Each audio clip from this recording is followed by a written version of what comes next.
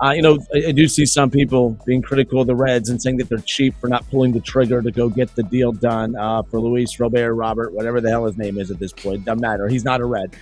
I think you But got to I, take a stance. You can't say fine, well, both. what is it You for got you you? got to I'm going take to a say stance. Robert. I'm going to say Robert. Elliot took Robert yesterday, so I was stuck with Robert.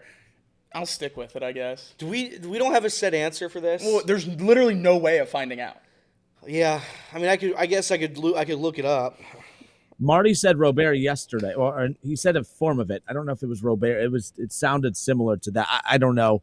But the point is everyone's saying the Reds are cheap because they didn't pull the trigger on it. Well, there's a lot of teams that need an outfielder with power. Robert. I think it's Robert. But again, we aren't entirely sure. Yeah, so there's a lot of teams out there that need an outfielder with power. The Reds aren't the only one. So if the Reds are cheap for not pulling the trigger on it, that would make sense if others lined up right behind him and did it. If another team swooped in and got him for just a mid-tier prospect and maybe another player or whatever, then I would be like, yeah, I think the Reds could have pulled the trigger on that. They're just being cheap at this point. But no other team is stepping up to acquire his services either, which means the White Sox the asking price is probably too high. I'm not down on the Reds for not pulling the trigger on that move as far as that goes. No, I mean it's a long shot to begin with. You're banking on him to be healthy on a team that already has injury concerns. I'm okay without Luis Robert. I'm 100% okay without him. I would have liked to see it happen just because we like to see big moves, and that's For sure. It would have been fun. That's objectively a big move. That move might have been the most fun, Yeah. like today and tomorrow. Correct. like it's just something to get Yeah. the fans excited about. Would it have been the right move to pay this guy $25 million in the next 2 years or whatever it was? I don't know, probably not. But it is something that the fans can get excited about. It's somebody that, we would all buy his jersey and we would all be excited that he's out in center field. It's something that I'm okay. When we get to the end of the season, I'm not going to talk about Luis Robert. The report coming out that we talked about yesterday about potentially being it being too much to pay in prospect wise with Chase Petty and Edwin Arroyo, that's conflicting with what's coming out now with what their current asking price is. It's reported that they're asking for 2 top 5 prospects. Chase Petty's not a top 5 prospect for us. So that's even more than what we were talking about yesterday. And if they're not willing to eat contract or any contract money with trying to take 2 top 5 prospects, I'm more than okay not making that trade. Fair enough. So with the moves that they did make, which was the best one? Which is the one that we're like, okay, because obviously they made a handful of them. None of them were really big splash moves, but when you add them all together, we're all starting to buy in a little bit. What is the best move? What was the best and smartest decision that the Reds made this offseason, not including Terry Francona? Probably trading Jonathan India for Brady Singer would be mine. I think that Brady Singer gives the starting pitching depth. And it gets rid of Jonathan India, who I liked. I didn't think deserved all the hate he got. But it does clean up the infield a little bit because now, obviously, you add Gavin Lux. He's a better replacement, I think, than Jonathan India. He's kind of the same player, but I would argue a little bit better, more upside, especially defensively. I would say that was a big one to me because it's the same issue with the starting rotation every single year in September where Andrew Abbott's not there and Nick Lodolo's not there, and it's just you're fighting to hang on. We had, I think our starting rotation for 3 of the last 6 weeks was guys we've never heard of. We literally didn't have a starting pitcher. So to have that addition of Brady Singer, a guy who's pretty damn solid in Kansas City, I think that was the biggest one for me.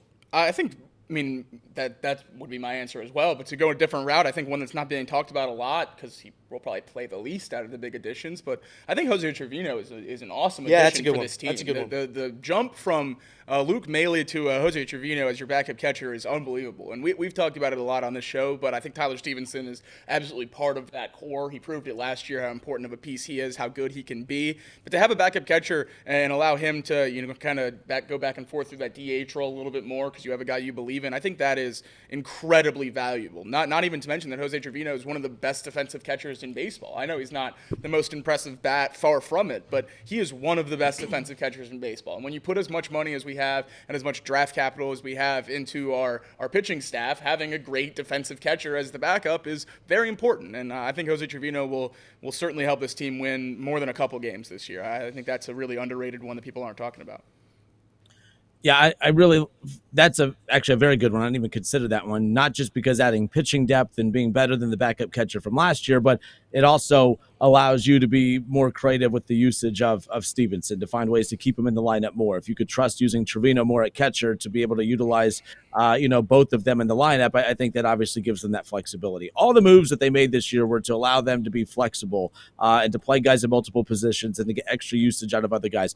But I think that the most important decision that they made and move that they made, it wasn't any of the new additions.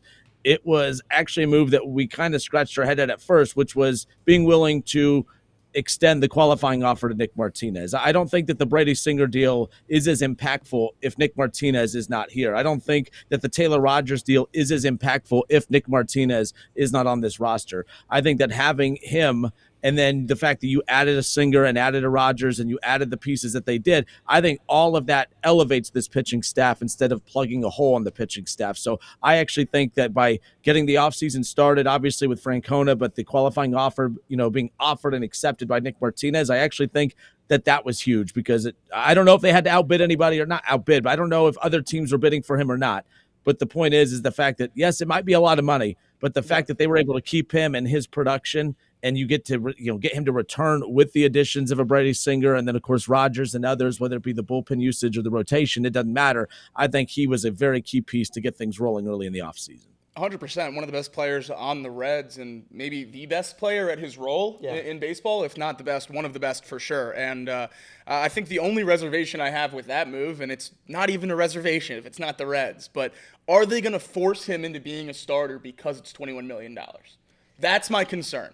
My concern is Rhett Lauder, Chase Petty, these guys, Chase Burns are tearing it up in the minor leagues. We're lucky enough to have, awesome pitchers all throughout this organization. And the Reds just forced Nick Martinez into a starting role because they're paying him $21 million. And that's not something we'll know until we get to that point where we have that embarrassment of riches. But I'm just worried that they won't put him in the bullpen as one of the most expensive players on the team, and that's the only reason that's not one of my biggest moves, because he's absolutely one of the best players on the Reds and an important piece to have back. I just hope they let him go wherever he'll help the team the most, not where the money makes the most sense. So Rhett Lauder, is Rhett Lauder going to start, or not? I won't say start. Is Rhett Lauder going to start on the opening day roster? I don't think so. Because that's the one where he pitched so well last year. If he pitches well in spring training, I don't know how you justify leaving him off. I understand. I completely understand that. Because is he past service time yet? I would doubt it. He came up so late. Okay, was it that late? I thought he came up a little bit earlier because of that. I the don't Reds know. That can staff. be a Kirby or a Craig question. But I that's a guy, like, if he comes up and starts, Martinez legitimately has to go to the bullpen, which, by the way, I like. Nick Martinez throwing 3 2/3 out of the bullpen is fine by me. It's a valuable asset, especially when you had guys like Ian Gibaut and Fernando Cruz seemingly pitching every single game. So I would, and I agree with Jacob, I would love for Nick Martinez to at least have the opportunity to pitch where he wants, or not to be forced into a role that maybe isn't best for the team. All right, so with that being said, let's go yesterday and dialed in. Marty Brenneman joined Tom and Luke, and they were talking about all the Reds offseason moves and now the optimism and the excitement that everyone has for this team, or at least some people do. But what about the Hall of Famer? Is he optimistic? Is he, what is his outlook on this team and their ability to be able to compete? Now that we know what this roster is and the guys that they're going to be taking into spring training, like what they're working with, how competitive can this team be? We keep throwing out win totals. Well, regardless, how do they stack up against the NL Central? Is it enough to win the NL Central? Marty Brenneman yesterday on Dialed In with Tom and Luke weighed in. Here's what he had to say regarding the Reds' chances of winning the NL Central. There's nobody in this division that's going to run away and hide. The Cardinals are in a rebuilding mode. People are raising hell in St. Louis over what's going on there. Pittsburgh is Pittsburgh. We saw them break out of the gate better than any team in the National League last year, and we all felt that sooner or later they're going to realize they wear a Pirates uniform and they're going to go south, and that's what they did. Milwaukee, I cannot believe that they can be as good as they were last year, losing what they've lost. The Cubs probably have improved themselves. But I think the Reds can win this division if, and this is a commonality in the sport, if they can stay healthy, especially in their pitching staff. If they can keep those guys healthy, I think they can be in this hunt all season long. And that was Marty Brenneman yesterday, again, dialed in with Tom and Luke. So Marty's, look, health is always going to be the big thing. He just said it. We've all said it. But Marty seems pretty confident this team's good enough to win the NL Central. Do you agree? Again, I've been on this train for 2 years now, and it comes down to exactly what he said. This team hasn't been healthy for the better part of 3 years. If they're healthy, they're going to make a run at it. Yeah. They absolutely are. They have enough talent. They have enough juice. They would absolutely. There were so many instances last year, Justin, where the Reds legitimately didn't have a major league roster. The roster was not from the jump. The roster wasn't what we thought it was going to be.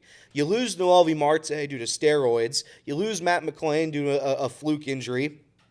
And it's already not what you expected. CES hurt so early in the season. Jamie Candelario battling injuries the entire time. We just mentioned it. I don't know if that was last time is crazy in the show. Whenever we last talked about it, they didn't have starting pitchers for a good month.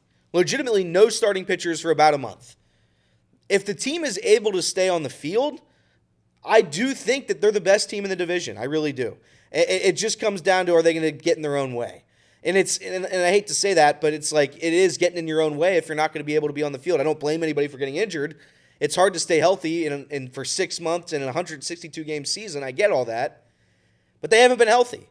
They haven't been remotely close to being completely healthy. And if you're able to be that this year, then yeah, I love my chances. The St. Louis Cardinals are a weird one because they're in rebuild mode, but I feel like they haven't done a ton of moves to rebuild. You know what I mean? Yeah. They still have most of their guys, I would say, outside of the first baseman, Paulie. So I don't know. The Pirates, like Marty said, there's not one single moment where I will ever believe in the Pittsburgh Pirates. I don't care who they have on that roster. The Milwaukee Brewers are always the test, and it's if they're going to be good. They get Brandon Woodruff back this year. We'll see if they're going to be able to just slide under the radar once again with great defense and great pitching and escape. They did lose Devin Williams, which is a big loss, and I don't think their offense is that good, especially with losing Willie. But it's we'll see what happens. I think the division is more open than it's ever been, probably in my lifetime. Yeah, I think that's kind of why we sat here all offseason and begged for one of those big moves, is because it feels so open. And it feels like this is a point where the Reds can attack and have some success without winning, 95 games or something like that. That feels impossible. So I think that's why we've held on to these last couple off seasons and trade deadlines and everything so tightly, because we feel like we finally have a fighting chance to get into the playoffs, win the division. And once you're in the playoffs, anything can happen. We've seen that the last, couple of years, and obviously going back a long ways with, any team getting in. It doesn't matter what payrolls are. Once you're in the playoffs, you can make something happen more often than not. And I think that's why the tune around the Reds, obviously Ellie and McClain and everything changes stuff as well, but the tune around the Reds has shifted as well, because just you feel like you have a chance, and we haven't in a while, and hopefully these additions give us a reasonable shot. Yeah, again, every year it's like, man, can they contend for the wild card? Can they get that last playoff spot? Can they sneak in? Well, I don't want them to just sneak in. I think that if you're struggling to win the NL Central, that means you're going to have a lot of flaws to begin with, and will you be a true playoff team to begin with? I think expecting them to be in the mix for the NL Central is a fair expectation for this team as we sit here as we close out the month of January. But talking about how important health is, that's why Nick Martinez being versatile is important too. If you put him in the bullpen, an injury, he comes up, he's a good starter. So that's certainly not a bad thing to have. And not just that, but like what Elliot was saying too, if Rhett Lauder, because that's the thing too, it was September. Not that diminishes it, but it was 1 month. What if he struggles in spring training? Then it's like, okay, well, we see this, there's promise there. We saw it, in September. But if he has a dominant spring, that's a good problem to have. If we're having to take if we have to take a pitcher that's making $21 million and put him in the bullpen because Rhett Lauder is pitching lights out in spring, that's a good problem to have. And if Rhett Lauder looks like a guy that needs to start in Louisville to start the season, that's a good problem to have, because Nick Martinez will be right there to take some innings in that rotation. And I think that Swiss Army knife approach with him, I think brings that value of 21 million, 22 million, whatever it is. Do you still think, by the way, now, so I earlier said I was a big fan of the Nick Martinez move because of that. Would this team have been better suited, though, for that 21 million to be used elsewhere? Now, people think that 21 million would have been used on one. I don't think that 21 million would have been locked to one player had they not done the deal with Nick Martinez. I think, could that 21 million have been dispersed to multiple other players, or could that have been the difference in getting a Luis Robert deal done and not? Many are saying it's Robert now, by the way. Damn Well, it. the Baseball Reference and his own pronunciations are different. I mean, how are we going to figure it out? How are we going to figure it out? We're done with the Luis Roberto. I think the $20+ million conversation with Martinez is very similar to the T. Higgins conversation we're having with the Bengals, where if they pay him $28 million, if they don't pay him that, they're not going to go sign another blue chip free agent. The only chance you have to sign a blue chip free agent, or the guy that's cost that much money, if you don't consider those guys blue chip free agents, is to extend a guy you have in-house, and that's a qualifying offer in the MLB, and that's how they got a guy like that. We saw how much pitchers are worth on the open market, good pitchers that had seasons as good as Nick Martinez, and $20 million is what they're worth. So I think this is what the Reds' best chance at getting a top player in free agency is to do a qualifying offer like that with Nick Martinez. I think they're going to go spend $30 million, $20 million on someone else is, I think, foolish. That would have been 3, signings of mid-tier guys, or even 2. I don't know that they would have even spent all that money. Would you have traded the Nick Martinez deal for a Santander deal? Because I think how long? I'm not doing the Blue Jays Santander deal. The issue probably would have been that he wants 5 years. I'm not doing a 4 5-year deal with him. What if we could have done like 3 years with an option or something like that? That's tasty. That's scrumptious. For 18 mil, it's just like that's yummy.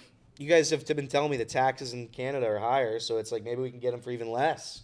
I don't know, but that's the one move where I still have a little bit of doubts about. I like Nick Martinez. I love him. I don't know about $21 million, but I do like him.